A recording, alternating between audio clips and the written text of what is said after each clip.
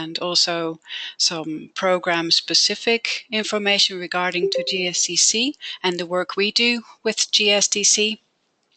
This webinar will be recorded. I hope that's okay with everyone. I have just unmuted everyone. And I suggest that for this presentation, I keep you unmuted, and that at the end of the presentation, we have a discussion and question session. If you have a question, you can also use the chatter box at the bottom of your GoToMeeting function. All right, so let me know if the sound is not coming through well, so we can do something about it, but I believe things are going well. So let's start with the presentation.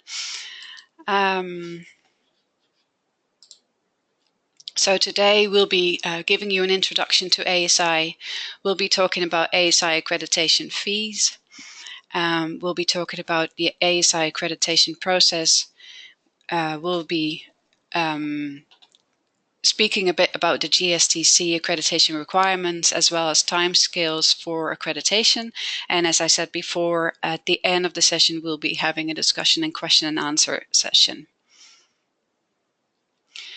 So ASI, we are a limited company registered in Germany. We were founded in 2006, and ASI is wholly owned by the Forest Stewardship Council, FSC.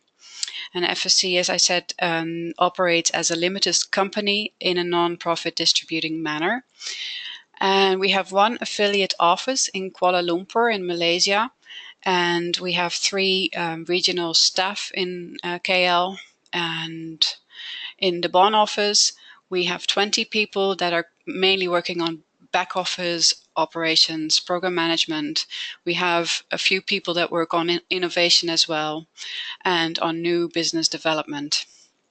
Then we have about 38 assessors, coordinators, and regional representatives around the world. So they operate basically from their homes and travel around to do the assessments.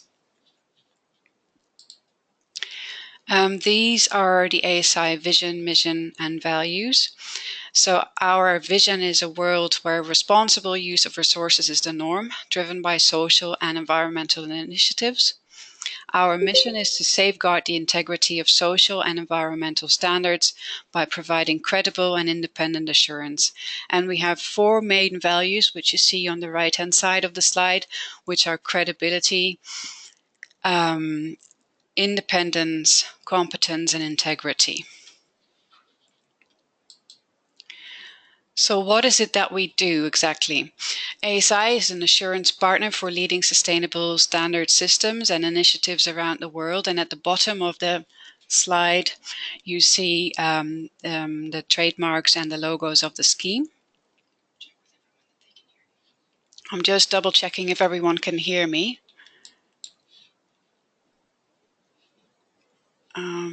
Okay, I don't hear any responses, so it should be fine. So continuing, we deliver accreditation services and engage with scheme owners to increase the effectiveness of their schemes. And we do this mainly for the schemes that you see below, and they cover sectors spanning from forestry, fishing, aquaculture, palm oil, protected areas, tourism, and biofuels. Then we also develop forward-thinking processes and designing agile IT solutions for owners, for scheme owners. For instance, just a few days ago, we helped GSTC to set up the accreditation management system for them.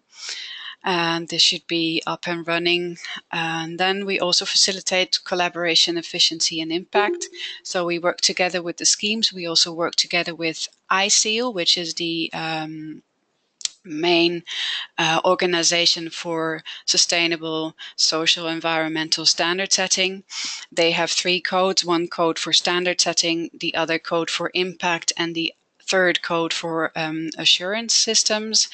And most of our members are either full members of ISEAL or associate members. I believe GSTC is an associate member of ISEAL, and we are also a full member of ISEAL. And through ISEAL, we work closely together with the schemes that we do accreditation management for, but also other schemes that have an interest in working with us on other levels.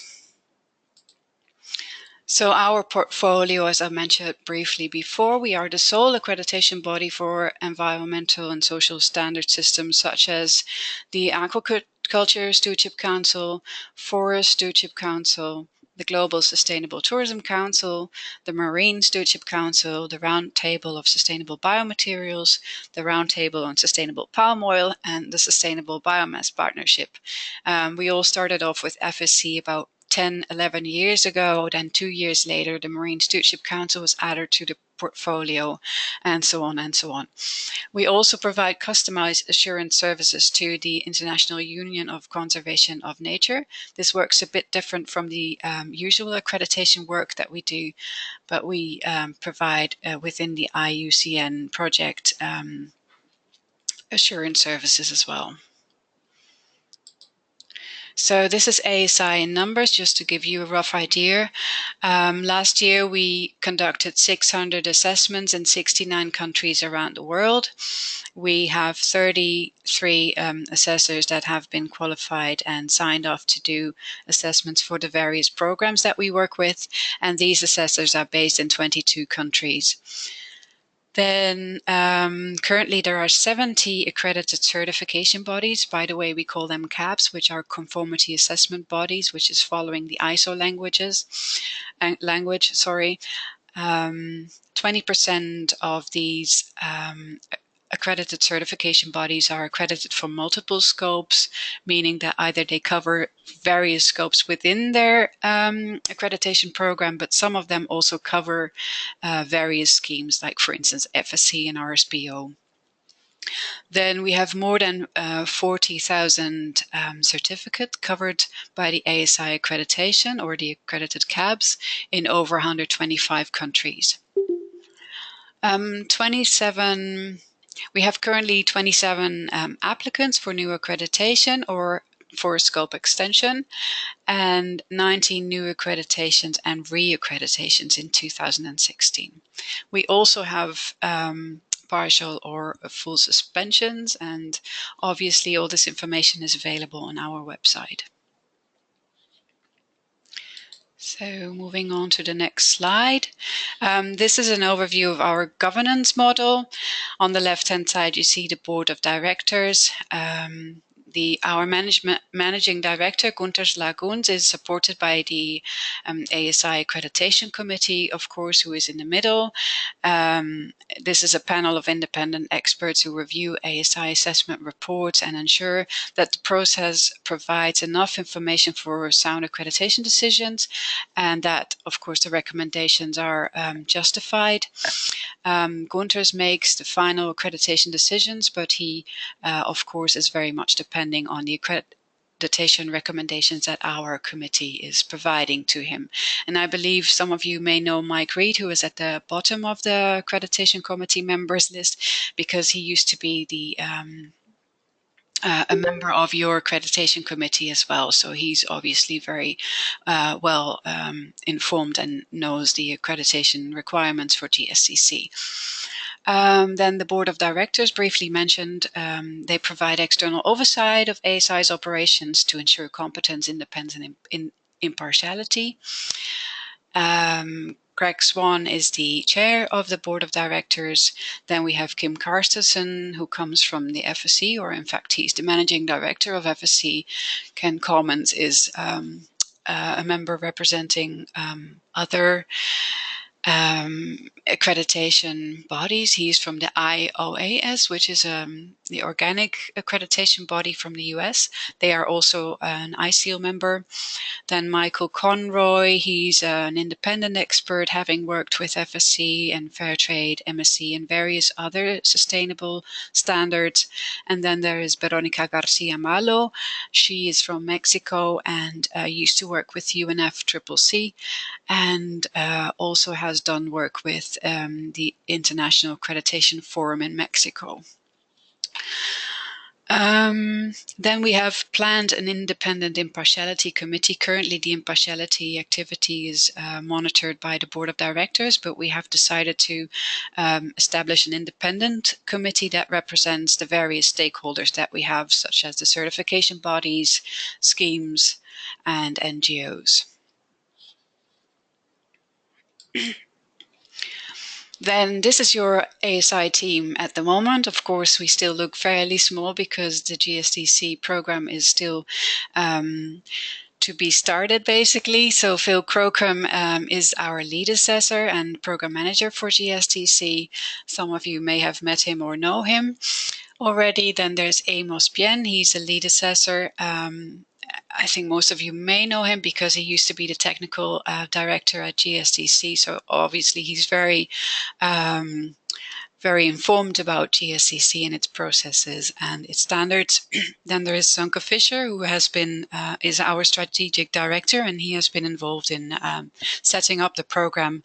He's not so much involved anymore, but at the outset, yeah, he was basically driving this together with GSTC. Then a little bit about accreditation. Probably most of you know this already. Accreditation is a third-party attestation related to a conformity assessment body, conveying formal demonstration of its competence to carry out specific conformity assessment tasks. This is copied from the ISO 17011 standard, which is the standard for accreditation bodies. And we are in full compliance with this standard, and we annually audit ourselves internally, but we also receive external audits from ISEAL, for instance, on the ISEAL assurance code, but also on 17011.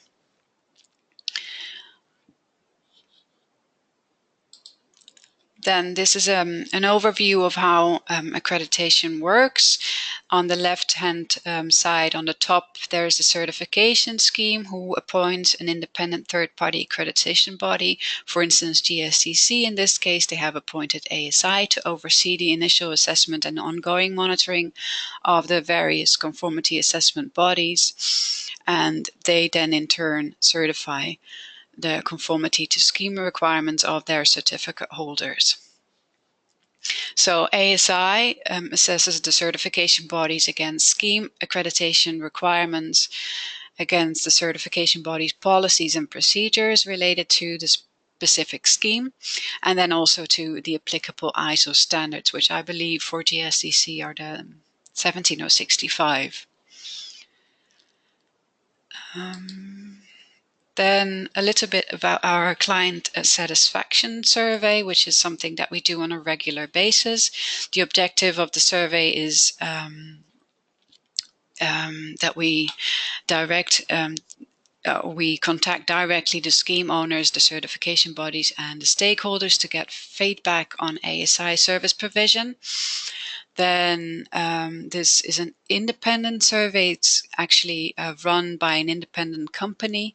It's an online survey that is sent to our stakeholders, and this independent company also conducts personal interviews directly with our stakeholders.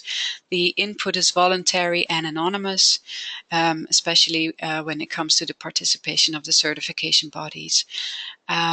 This year, we had 46 certification bodies participating in the annual customer survey, and these are obviously covering all the different schemes that we manage.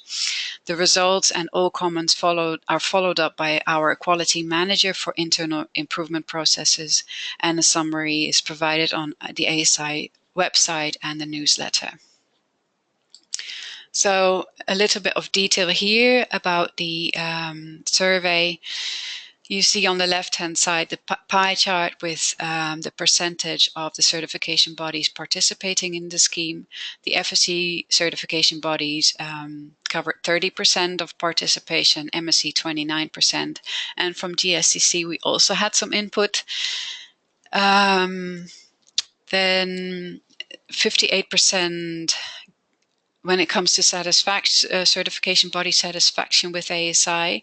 This remained stable since last time we conducted this survey. So 58% of the participants give above average or excellent marks for quality of interactions, and 5% are dissatisfied.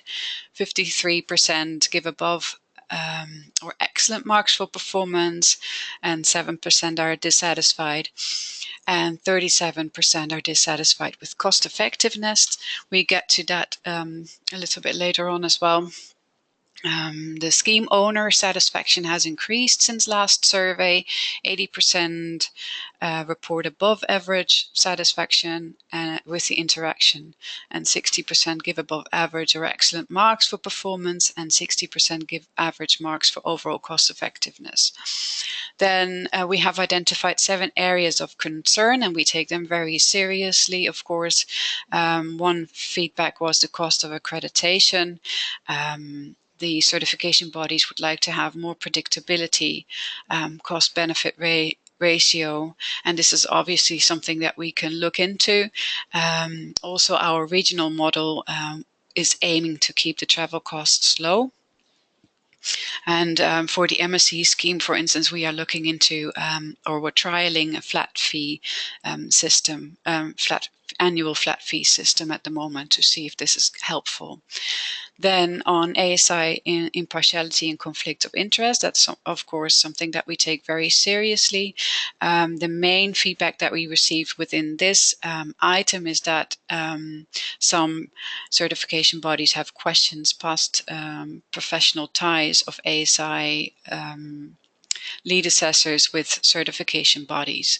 Obviously, a lot of our assessors have had experience working for certification bodies in the past, but we have conflict of interest procedure where it is very clearly described what is possible within conflict of interest, and our HR manager is making sure that we follow this as well, of course, and our quality manager as well. Then the other point is a relationship with the scheme owners. We have a very close relationship, and some people are questioning that. Some think we should not be involved at all, and others say we should provide more input. So it's not so easy to please everyone, of course. Then in terms of communication and trust, this is about the communication to the certification body and transparency. We publish our assessment reports online on our website. So this is available to everyone. Some of the really sensitive information is left out, of course. We have a newsletter, and we have other means of communicating with the certification bodies.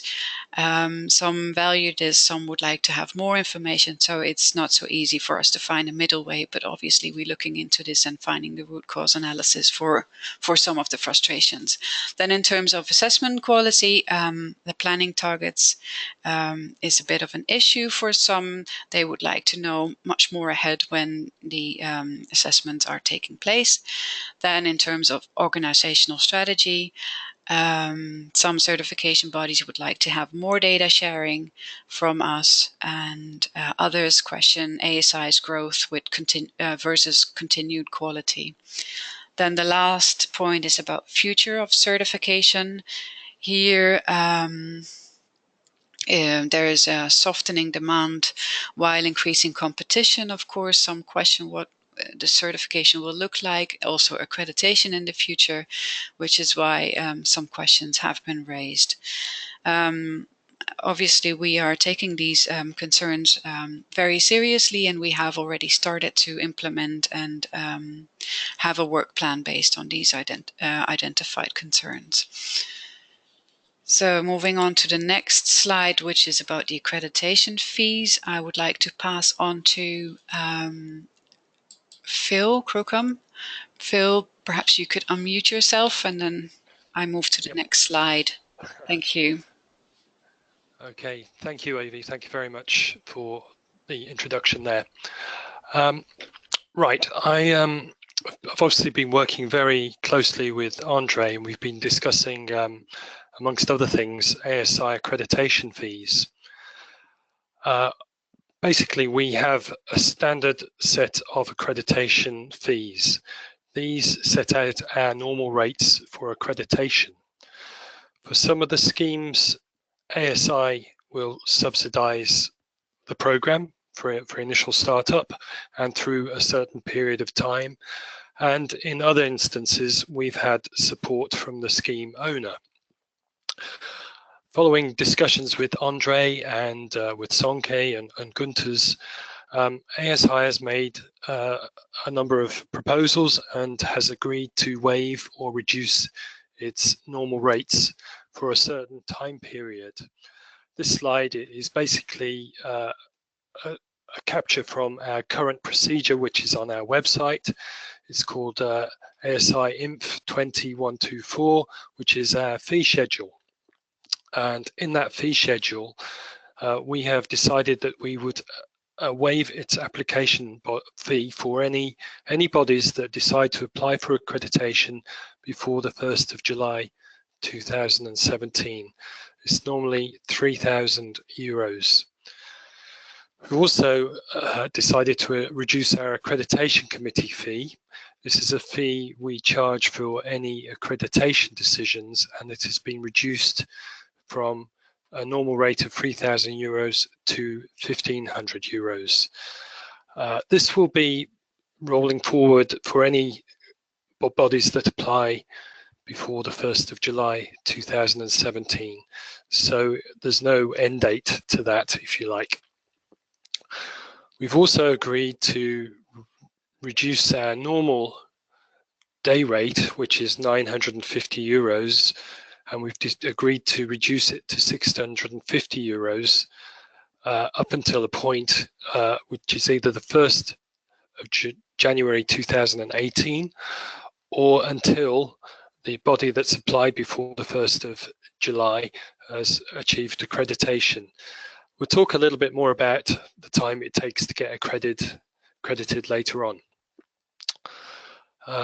From the 1st of January 2018, our day rate will revert to its normal day rate of €950. There's also an annual accreditation fee that we charge for all accreditation bodies, and that will be applicable from the 1st of January 2018. It's usually invoiced before the 1st of April 2018, and it's only applicable for those bodies that have actually achieved accreditation. We've also had some discussions around the scope of destinations, and we're still having those discussions with GSTC at this point in time. So we have yet to decide how to handle the scope of destinations. Okay, thank you, Avi. Next slide. Okay, we thought we would put forward some information that we've gathered from other schemes about the cost per certificate holder. These are average figures depending on the scheme. So for example, you can see in the top line our daily rates, which have increased from €800 in 2014 to €950 in 2016. The daily rate for chain of custody certificate holders, and what we mean by that are clients of the CABs, the actual certificate holders for chain of custody, have increased from €29 per certificate to €40 per certificate on average. Obviously, there's many thousands of chain of custody certificate holders out there, but this, if you like, is the average cost per certificate. The bottom line is the average cost per forestry management certificate holder. And if you could imagine for ASI to evaluate to witness an audit for a forestry certificate is far more complicated. It takes more time, and the cost is actually reduced from 2014 to 2016. There's not much difference between 2015 and 2016. Why are FM accreditation costs higher? Well, as I said, they're more complicated. We may need to take more resources with us, experts and so on and so forth, and they take longer. They also can be in fairly remote places, for example, Central Africa or in other locations which are quite expensive to get to. But obviously with our global reach, with our KL office and our assessors based in countries, which we've increased over the last 2 to 3 years, things like expenses and travel time is being reduced. So, yeah, the next one is for the MSc program, and this gives you another simple cost ratio. Again, here we have an increase from 68 euros in 14 to 86 euros in 2016. Again, fishery certificates tend to be more expensive because they're more complicated and need more time, and the average cost there have actually reduced from 2014 to 2016. So we hope you understand where we're coming from on these figures, but we're trying to give you an indication of how much, if you like, it costs per certificate. We don't know what this would be for GSTC at the present, but hopefully it gives you some track record, some idea of what it might be potentially into the future. Okay, thank you. Chain of custody. CFC is chain of custody. From what this means is that from a certified fishery, there is a chain of custody standard, and this is to make sure that the logo applied to product in retail chains or in restaurants, etc., that product actually comes from the certified fishery.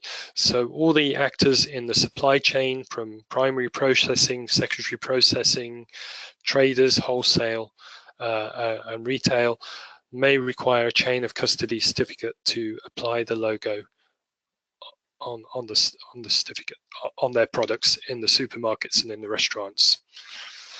If you need to know more about chain of custody, we can talk afterwards.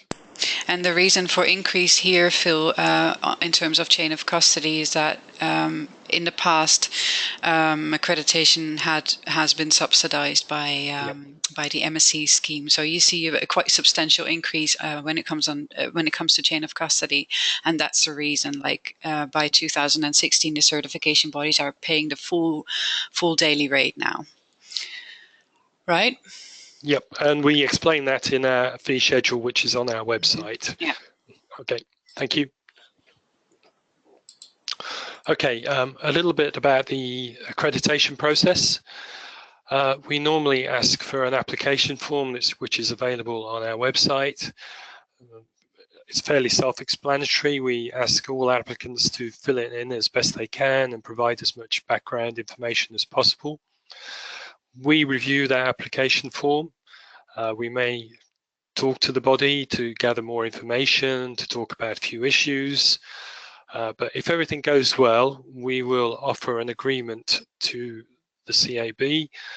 It explains what our obligations are, what the CAB's obligations are, and the usual things that cover confidentiality, non-disclosure, those types of things that I think you'd be fairly familiar with. Then we start the accreditation process, and I'll go into some more detail on that in a moment.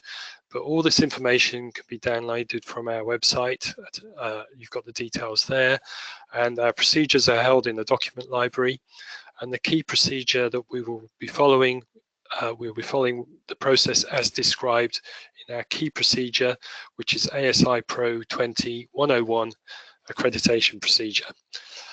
We hope it's fairly self-explanatory, but if you have any questions, follow-up questions about the process, please let us know. Okay, thank you. This is a fairly generic outline of a typical accreditation process. And as I've just mentioned, there is an application review. We review that. We may have questions, and if everything is okay, we will enter into an agreement. The first step in the accreditation process is usually a document review, where we review CAB's quality management system. We're looking at their policies, their procedures, templates, forms, and if we have, and also any background information that might be useful, because that will shape what we need to do in the next two stages. Obviously, if we see non-conformities with the accreditation requirements, we will raise those with the conformity assessment body, and there is always an opportunity to take corrective action and fix things at that time. Again, in the accreditation process, once we're satisfied with documentation, we will agree and schedule an initial office assessment. During that office assessment, we will be reviewing procedures, processes, interviewing key managers to understand the processes and procedures. And again, there may be non-conformities, which will need to be fixed and corrective action taken. Subject to satisfactory office assessment, we carry out an on-site or witness assessment. This means that we actually observe an auditor conducting an audit in the field. We will also have an opening meeting and a closed meeting where we explain any findings, and we will also like to review the report from that on-site assessment. And again, if there are any non-conformities, we will present those to the conformity assessment body, and there is an opportunity to respond and take corrective action where appropriate. If everything goes okay through that process, we will produce an accreditation report which goes to our accreditation committee. They will make a recommendation which will be forwarded to our managing director for decision. Okay. Once accreditation has been completed, we enter into a surveillance process, and surveillance is usually a once a year activity. Again, we will schedule an office assessment and possibly a witness assessment.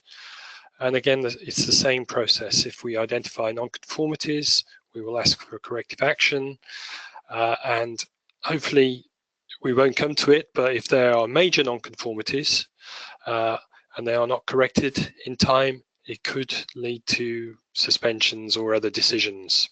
So that's just that's if you like the worst case scenario, and hopefully we won't go to that. But usually there's lots of opportunity, if there are correct non-conformities, that there is opportunity for bodies to take corrective action. Okay, so that's the general accreditation process.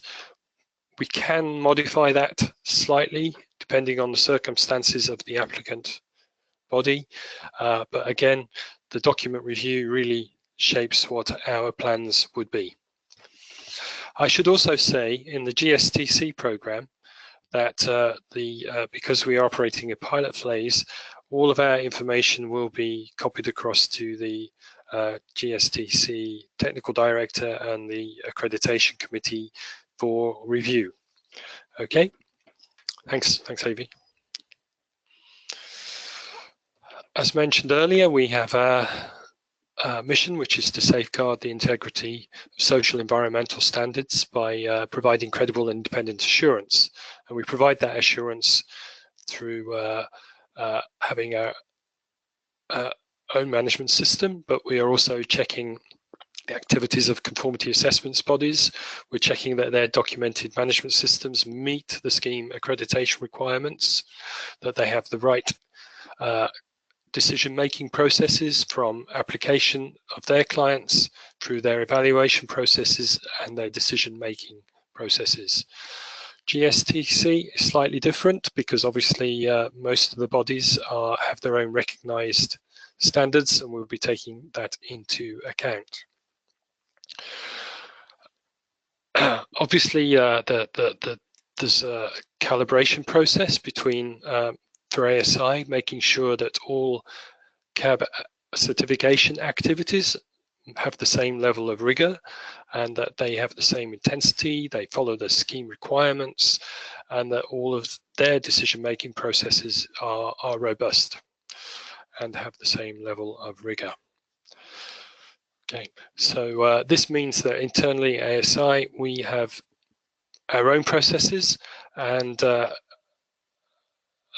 we will be having our own internal ways of conducting technical review and coming up with sampling rates and CAB performance reviews which are carried out on a regular basis. We will also obviously be working closely with GSTC and producing regular update reports for them as well. Okay. So overall, we're making sure that CABs are competent, that they're impartial and transparent. So a key area obviously is qualification and training of their auditors. We will have performance monitoring as mentioned. Important area is that CABs are impartial, and obviously something that we always look for is that organizationally they are impartial, and this is where GSTC has specified ISO 17065 in their accreditation manual, and it's an important standard for all applicants CABs to be aware of. There is also additional guidance around impartiality produced by the International Accreditation Forum, and we would urge all CABs to be aware of all of the guidance material around impartiality as well. So obviously there has to be fair and objective client interaction. All client applications have to be dealt with fairly. There has to be a fair and objective process for dealing with stakeholder interaction. For example, if they have concerns or complaints, they have to be taken into account.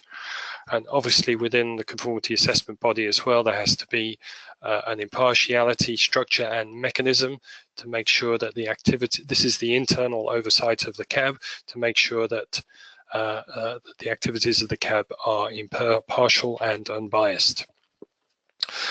And then obviously the CABs have to provide transparent information and give opportunity for stakeholder engagement where appropriate, and also access to other interested parties. These are all general requirements of ISO 17065, and obviously stakeholder engagement is an important process, important criteria within the GSTC standards. Okay, thank you.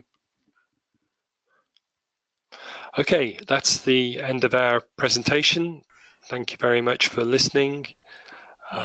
If there are any questions. Yeah, I would suggest that I unmute everyone now and that you mute yourself, and unless you want to speak, you can of course unmute yourself again. And I would also like to ask you to introduce yourself so that everyone knows who you are. So let's start the discussion and question and answer session now. Anyone has a question or want to use the chatter box for it? Please go ahead.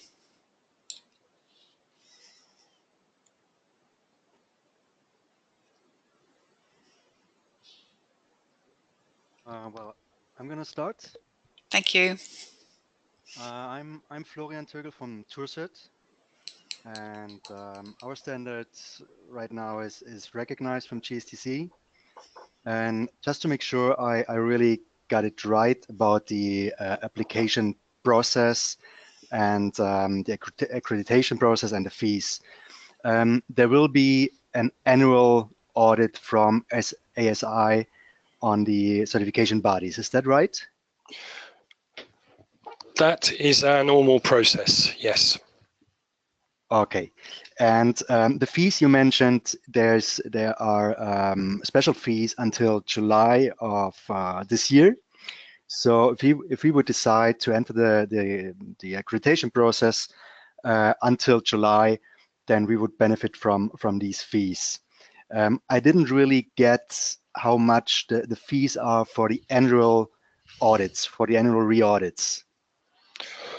Well, we're very careful about saying what it would be until we know something about a body, but we do give some typical rates in our procedure, which isn't showing on this slide. Actually, it's based on our fee schedule for ASI accreditation programs, ASI Inf 20124, which is downloadable from our website. And we estimate that office assessments are up to 6 days, but we don't say in our notes. We're very careful because it depends on the program and the type of activities and so on and so forth.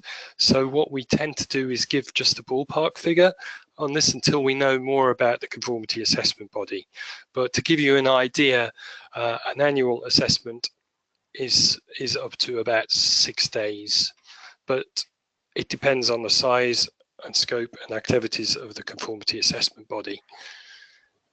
And this includes obviously the preparation and the report writing as well. So they won't be in your office for 6 days in a row. Elise has kindly uploaded the link to the fee schedule in the chatter box, so you can download it from there. Florian, has that answered your question, or do you have any more questions? Yes, thank you. I have more questions. Okay, please go ahead. Just to really make sure I got it. So the whole accreditation process, it involves an application fee. It was a fee for the accreditation committee, and after that there is the annual assessment. Did I miss any step? Well, just to say, the application fee for applications received before 1st of July, this is for the GSTC program only, any applications received before the 1st of July of this year will be waived by ASI. Okay. Yeah. Okay. And the accreditation committee for applicants before 1st of July will be halved to €1,500. And the day rate is reduced from 950 to 650. Okay. Thank you. Okay. Just one last question. Will you provide this presentation to us? Is it possible to get the presentation, the sheets? Mm-hmm. We are also recording it for those that could not attend today, so they can actually listen and watch the slides on a link that we will be sending around, and we can send this link also to Andres, who then can pass this on to you. Thank you. Hello. Hello. May I ask a question? Hi. Sure. My name is Isabel. I'm talking for Green Key International. And you were talking about the office audit and then also an on-site audit. Is the on-site audit, is that referring to an audit that we are doing for our clients? Or what do you mean with on-site audit? We mean that we will witness one of your audits for your client. So we come along and shadow your auditor while they're carrying out a real audit. Okay, thank you. Yeah, that's all. Thank you. Thanks a lot for the presentation, by the way. Thanks. Hi, this is Tammy from the Rainforest Alliance. So you said so the first year there would definitely be an office audit with a witness assessment, but then it seemed like in the next years after that, it was unclear of what the sample rate would be in terms of witness audits, or have you actually established that? And similar to FSC, is it based on that? Is there going to be a basal sampling rate and then the risk factor? This is early days at the moment, so I don't want to start talking about basal sampling rates at the moment until we know more about the program. But our normal standard practice is to carry out one office and one witness we will obviously have to, I mean, this is about a level of assurance as well that the GSTC and their stakeholders want as well at the same time.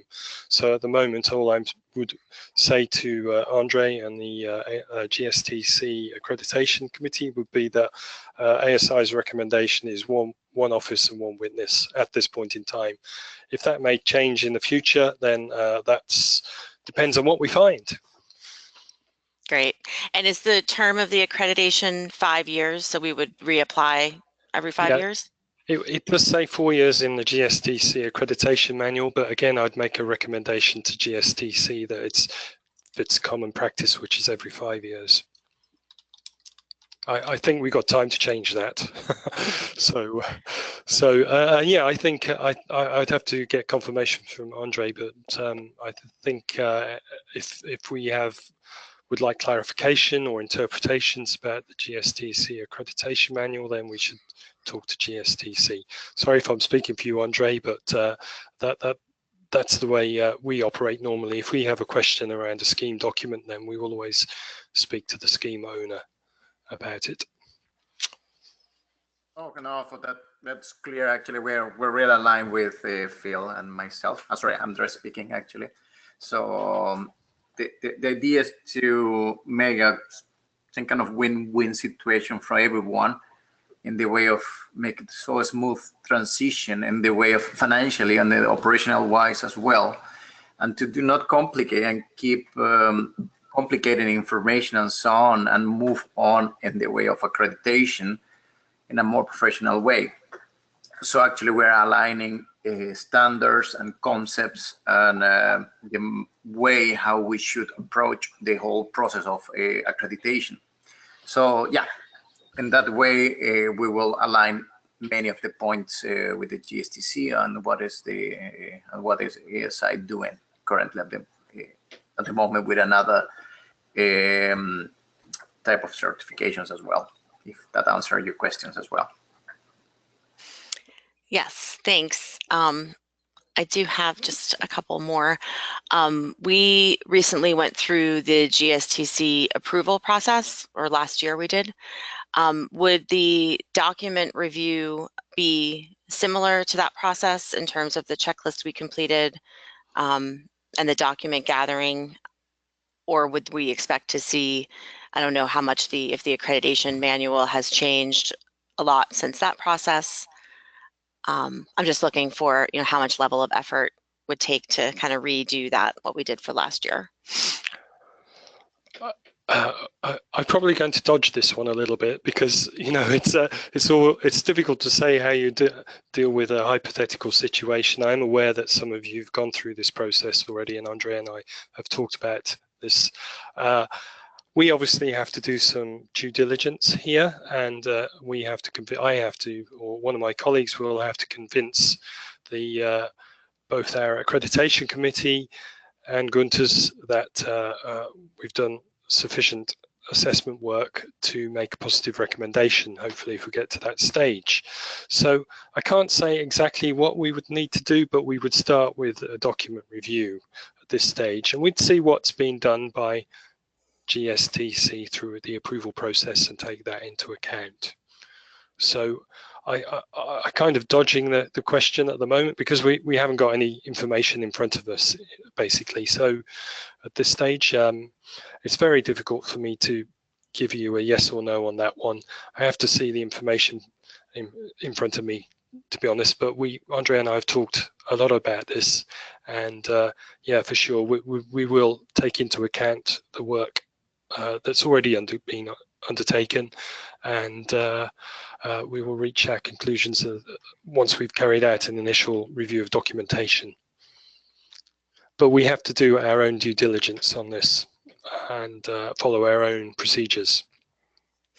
Sure. I think what I'm wondering is if there's any advantage for having more than one accreditation with ASI. So if we have FSC and potentially RSPO, some of the requirements are very much the same. They're ISO 17065. We also hold an ISO 17065 accreditation. And I'm wondering if you could talk a little bit about how or if I'm the only one in that situation, we could talk privately afterwards. You know, how that would benefit us. I feel like we get the same things kind of reviewed repeatedly by multiple bodies, and yeah. I know where you're coming from, and we get asked the same question. You hold multiple accreditations with ASI. I should say, obviously, that I should have put a little asterisk on the fees and said, yeah, you know, I think it's reduced to €1,000 for additional accreditations, and there are different factors in there that would be applicable for, you know, for Rainforest Alliance, because obviously you hold existing accreditations already with ASI, and then we follow our fee schedule as well in that circumstance. So yeah, you know, we take these things into account, and it's obviously fair to say that this is an ongoing discussion. Lots of certification bodies have a management system that, you know, their internal audits, management review, those kind of things are common throughout the organization, and we should take those into account. So I guess what you're saying is would we be repeating what's already been done at another time by one of our colleagues for another scheme or whatever? So yeah, we will take these things into account, but only once we start doing our due diligence at the desk review stage. Sure. So I'm kind of dodging around the question, but we look, you know, we take these things into account all the time. Okay, thanks. And I'd like to assure you we will do, obviously, with Rainforest Alliance and any other bodies that are in a similar situation. Thank you. We have a question from Hugo de Jong. He's asking in the chatterbox, where do the day rates apply to? Only the yearly accreditation fees? So going back to the slide.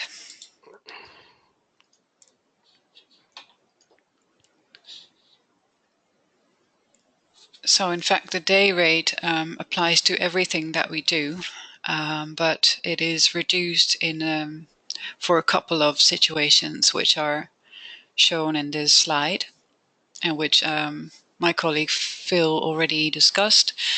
So Hugo, are you trying to add the number of days, or is that how you come to 6 days on average? I don't.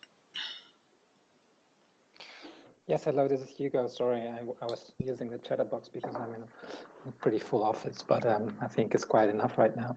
I was wondering, yes, if these day rates then apply to the yearly fee, and it's actually connected to the question earlier about the annual accreditation fee. That is, yeah, the 6 days they were mentioned, like the average time that is spent on annual accreditation, right? Yeah, well, if we receive an application before the 1st of July for any assessment work we do, which would be desk review or office assessment and any on-site assessment, connected with that application, we would charge at a rate of €650. And in our fee schedule, we estimate that the initial document review could be around 2 days, maybe, and then the office assessment around 6 days, and then a witness assessment 4 to 8 days. That's kind of approximate figures based on our experience. So if you're taking an average, it's 6 plus 6 plus 2. But it could be reduced, it could be more. It's very difficult for us to say until we see. But that would be, those days there would be charged at €650. Okay. Okay. So just to be sure, so for the first essay, it is applied before July. It comes the cost of 1,500 plus those 6 plus 2 plus average 6 days. Yeah, it could be less. You know, it very much. We work with every CB on their own, every cab on their own merits. We review and respect the documentation we see. We we produce a plan that's appropriate, we think, we discuss it with the CAB. There's complete openness and transparency on our side of what we think we need to do next. But the day rate will be 650. Yeah. No, now it's clear. Yes, what's needed before full accreditation in terms of finance. Thank you.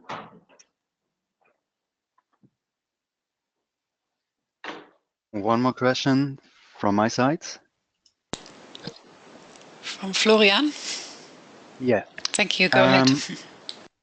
What would be the implications regarding the accreditation process, given that we as a certification body, we have various standards, sector-specific standards. What would that mean for the accreditation process? One of these standards is GSTC recognized, the others not yet. What would that mean for the accreditation process?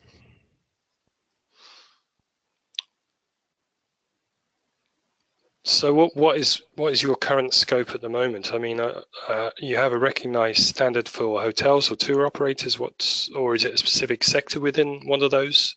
Exactly, we have a recognized standard for tour operators, but besides that, we have standards for destinations, for accommodations, for tourism businesses in general. So we have various standards for different sectors of tourism enterprises. Right. Well, again, these are subject areas that we will have to obviously consult with GSTC to seek their input on these things. But we have three scopes, one of which we're offering at the moment: tour operators and hotels. And I'm wondering if one of those, those sort of sub-scopes, if you like, accommodation or others or whatever it might be, we will have to figure out what to do. Whether we would have to do any witness assessments, we tend to, we may be able to carry them out through a desk study or some other mechanism. We tend to have different options and mechanisms available to us, and sometimes we look at the risk and other factors, and we'll decide what to do. But if they generally fit under one of the GSTC criteria, then yeah, we'll have to wait and see on those. I can't give you a complete answer on that one. I'd probably talk to someone like, I'll talk to Andre and Amos probably on those type of issues and give you a clearer answer. Okay, thank you. But if you put them in, if you put these things in the application form, it starts to formulate our ideas and suggestions, and we can come back to you. So it's really to give you an outright concise answer at this point in time is extremely difficult. But it's a good point, and we will have to, I'm sure we'll have to answer this question as well for other organizations. Thank you. Hi, this is Tammy again from Rainforest Alliance. Is this the first scheme that you're working with that has this concept where the CAB is actually the standard owner?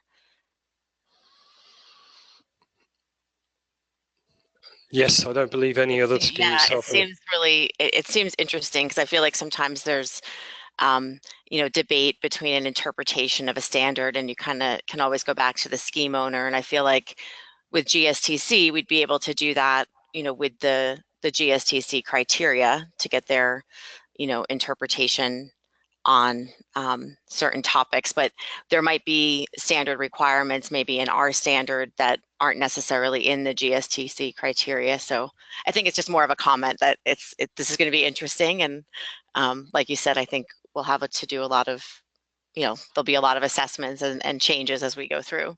Mm-hmm. Yep.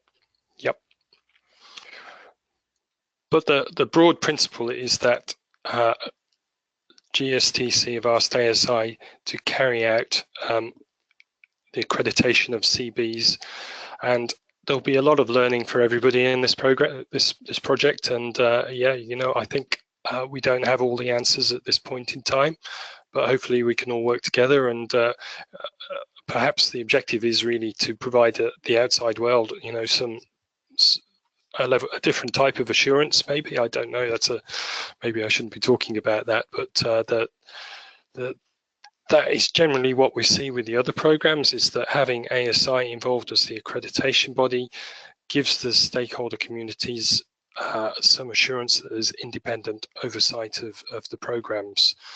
But we've all got to work together on these schemes. So, and I think what you saw in our client satisfaction survey is that ASI is pretty open to feedback and comment, and we try to improve as well.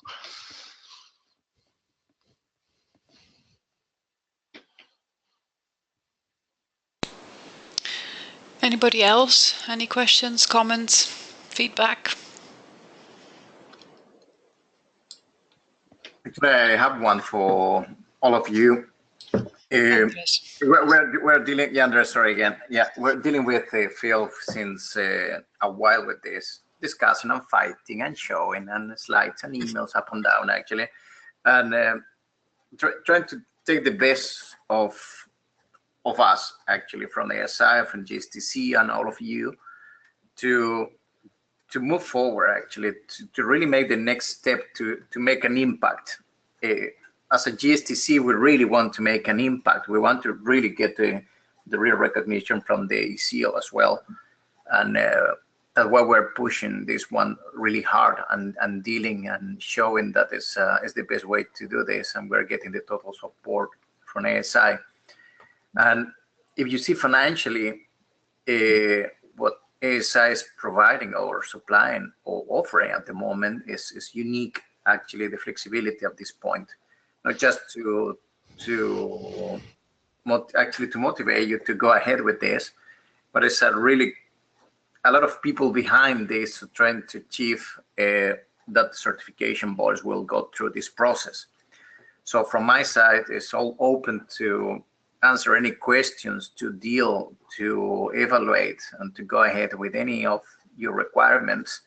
And it's the same what Phil is doing as well, and the team of ASI, to make this real, but for a period of time. All the data you see on the screen now is for short period of time, so we don't have too much time to think really deeply on. Yeah, you need to think deeply, but really fast to use the benefits. Actually, that will be the year that we will move ahead with accreditation, and then I'm quite happy that we are achieving financially really good scenarios for all of you. And I hope you can realize that point, and we can move forward, especially before European summer, basically. So it's in your hands to do this, and welcome more rules and changes in the manuals soon as well from the GSTC, that at the end will push you stronger actually to go through the accreditation process. But main advice at the moment is to move ahead, to supply the application form to ASI, so they will know who you are and the scope, and based on that information, then we can move forward. At the moment, we have just good ideas, but we need the information to move forward with concrete pricing and scenarios. So it's all in your hands at the moment, and we're ready to keep going with the process. From my side, thank you, and I give you Phil again. Thank you, Andres, for these final words. I suggest that we close this webinar, unless someone has something to say. I would like to thank everyone for participating and being so active in asking questions. Like I said before, we recorded this, so you'll be getting the link to this and all the others that couldn't participate. And we look forward to working with you. Thank you. Thank you. Thank you. Thank you. Thanks.